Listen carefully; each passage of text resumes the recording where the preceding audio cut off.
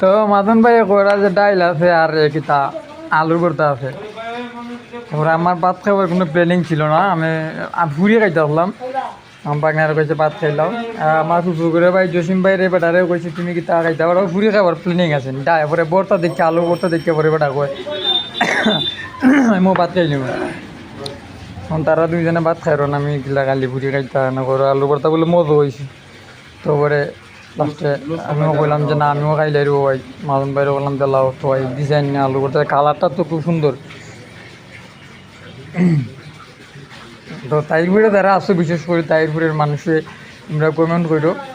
আর তোমরা এলাকা তাইসি এলাকা খুবই সুন্দর, তাইরপুর এলাকা আর বিশ্বম্বরপুর এলাকার যে রাস্তাঘাটের আবহাওয়া বা প্রকৃতিক যে দৃশ্যগুলো আছে সত্যি অনেক সুন্দর। বাট ভালো একটা রেস্টুরেন্ট নাই এখানে খাওয়ার মতো, ওই দুটো সমস্যা। এটা সবাই ভালো থাকো, খাওয়ার পরে আবার কতইব।